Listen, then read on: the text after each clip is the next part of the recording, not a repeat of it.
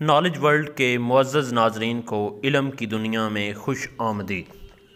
معزز ناظرین، حجر اسود عربی زبان کے دو الفاظ کا مجموعہ ہے۔ حجر عربی میں پتھر کو کہتے ہیں اور اسود سیاہ اور کالے رنگ کے لیے بولا جاتا ہے۔ حجر اسود وہ سیاہ پتھر ہے جو کعبہ کے جنوب مشرقی دیوار میں نصب ہے۔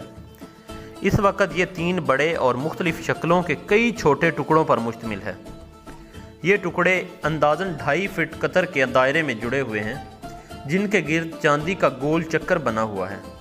جو مسلمان حج یا عمرہ کرنے جاتے ہیں ان کے لیے لازم ہے کہ طواف کرتے ہوئے ہر بار حجر اسود کو بوسہ دیں۔ اگر ہجوم زیادہ ہو تو ہاتھ کے اشارے سے بھی بوسہ دیا جا سکتا ہے۔ ناظرین، اسلامی روایات کے مطابق جب حضرت ابراہیم علیہ السلام اور ان کے بیٹے حضرت اسماعیل علیہ السلام خانہ کعبہ کی تعمیر کر رہے تھے تو حضرت جبرائیل علیہ السلام نے یہ پتھر جنت سے لا کر دیا، جسے حضرت ابراہیم علیہ السلام نے اپنے ہاتھوں سے دیوار کعبہ میں نصب کیا۔ 606 عیسوی میں جب رسول اللہ صلی اللہ علیہ وآلہ وسلم کی عمر 35 سال تھی، سیلاب نے کعبے کی عمارت کو سخت نقصان پہنچایا اور قریش مکہ نے اس کی دوبارہ تعمیر کی۔ لیکن جب حجر اسود رکھنے کا مسئلہ آیا تو قبائل میں جھگڑا ہو گیا۔ ہر قبیلے کی یہ خواہش تھی کہ یہ سعادت اسے ہی نصیب ہو۔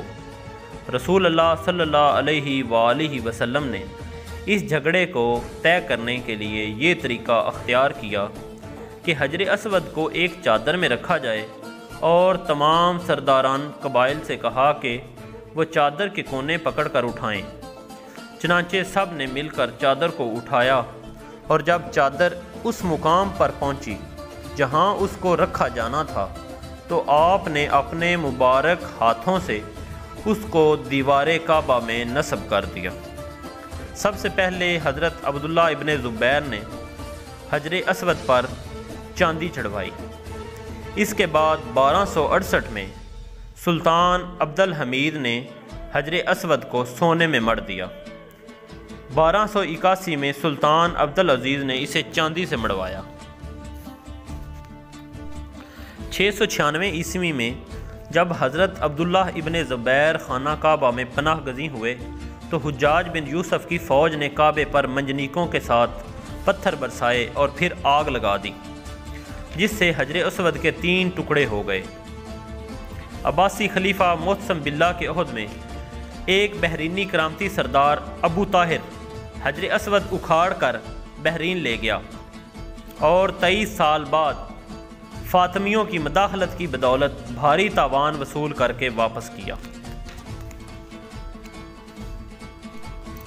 ابو طفیل رضی اللہ تعالیٰ عنہ بیان کرتے ہیں کہ میں نے رسول اکرم صلی اللہ علیہ وسلم کو دیکھا کہ آپ بیت اللہ کا طواف کر رہے تھے اور حجر اسود کا چھڑی کے ساتھ استلام کر کے چھڑی کو چومتے تھے۔